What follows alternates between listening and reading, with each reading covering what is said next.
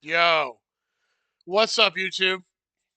It's Hey Harvey. So we got a Jim Cornette video here. So I'm extremely curious to know his opinion about what about this whole angle that Jon Moxley's doing. So the title of the video is Jim Cornette reviews Jon Moxley seizing the Superstation on AEW Dynamite.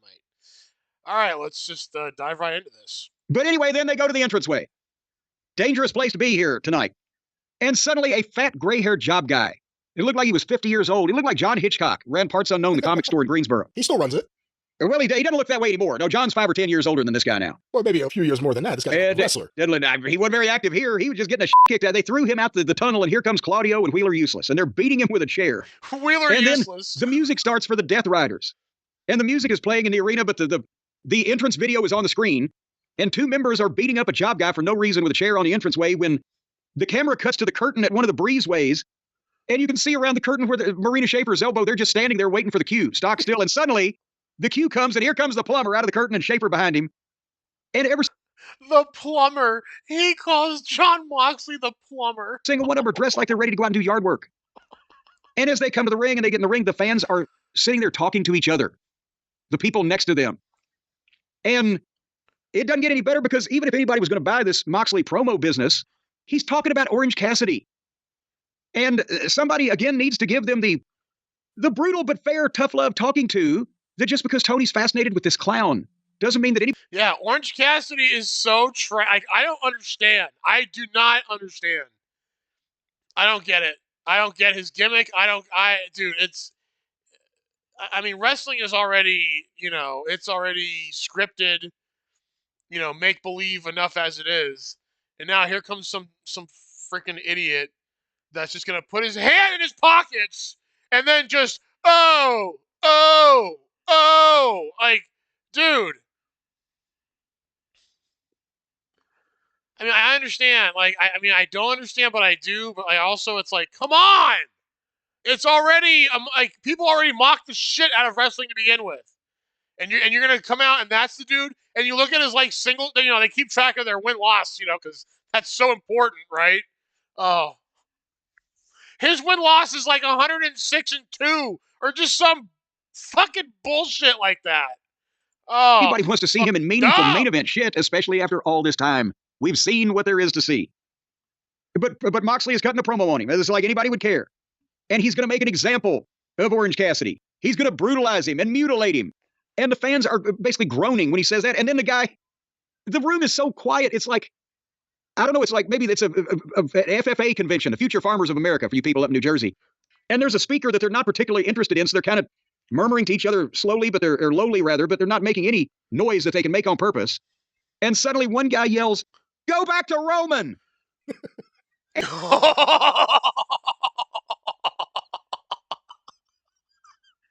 Yeah. I wonder if Moxley is rethinking, like, oh my God, Vince is gone. Oh my God, Triple H, who pretty much put him in the position he was in with the Shield, I'm sure, at NXT and all that. And then early on, all that. And now he's having to deal with Tony Khan, and he could be dealing with Triple H. Yeah. And it was like Attaboy Luther. It was like it was put into the goddamn soundtrack on purpose. It was perfect. I couldn't believe it. And then, so they're catcalling the baddest man on the planet. And then Pockets' music plays. And here he comes. Oh. And he comes out to the entrance. Pockets. Way, the company mascot. Followed by poor Mark Briscoe and Rocky Ramone. Oh. Rocky Romero. Yeah, I'm sorry. Don't disparage Rocky Ramone like that. Well, no, they're so close. And then Rocky Raccoon was out in the car with the motor running. And I swear to God, they are now letting the fucking mascot talk. And he cut one of the most lackluster promos ever in the wrestling business. The delivery. It's the delivery. Hey, Jim. Yeah, it's good to see you here. And I guess we're gonna wrestle. I guess there'll be a match. I guess so. Yeah. I mean, what is that? He sounded like Ned Nebbish at a fantasy camp for wrestling. It's one of the fans gets to come out on the set and cut a wrestling promo, but this guy is some kind of fucking CPA that's, only had sex with his right hand, and he just doesn't have any personality. That's his personality. That's his gimmick that he's chosen for himself. Can you imagine what it would be like to try to talk to this motherfucker in person if that's the way he acts on television? Well, do remember. And never forget. Never forget, at one point when there was some communication between At one point, word got back to us that Tony Khan wanted it to be known to you that if you would just talk to Jim, you would love him. Not you being Jim, but him being Jim, Orange Cassidy. If you would just talk to him, you would love him. Yeah. Hey, I understand you have a collection. No, no. No, it's about the in-ring shit. Stuff. Oh, yeah, wow. If they would put him somewhere where he can only communicate via phone and not be on television, then I might like him better. But anyway, so he answers Moxley that he's going to stand up for all that's right in the world, and also challenged Useless for next week on TV and made some chess references. Useless. And Moxley answered him by saying on November 23rd, abandon all hope.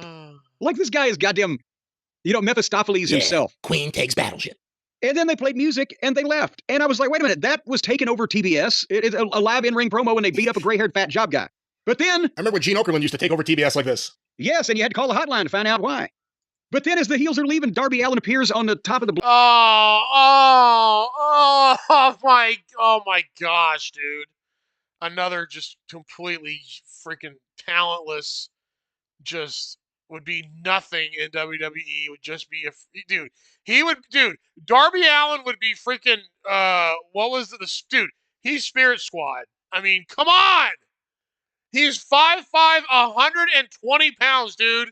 Like, he makes Rey Mysterio look huge. Bleachers over the breezeway and dives off onto the heels, and everybody gets in a fight, and Moxley runs off. And then the camera goes to the back of the building. There's no psychology. There's no... God, that's just so... Oh, wow.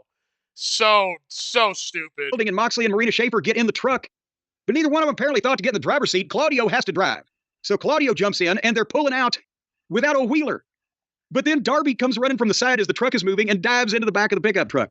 Oh. So Claudio stops it and gets out, and they get in a fight, and Claudio big swings Darby into a garage door and jumps back in the truck, and then Wheeler runs and jumps into the truck just in time, and the heels pulled out. Jesus Christ. I mean, what in the...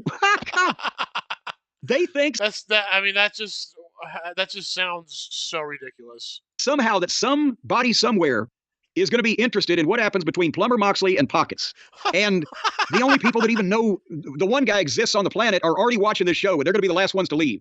Because if you're a fan of Orange Cassidy, A, your standards are very low, and B, you're one of the diehard...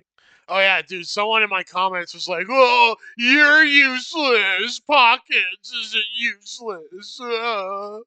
Yeah, he sucks. He sucks. He's shit. There's a reason that all these wrestlers in AEW got to do all this fucking out of control, violent, high risk shit because they got nothing else. They have no personality, nothing else.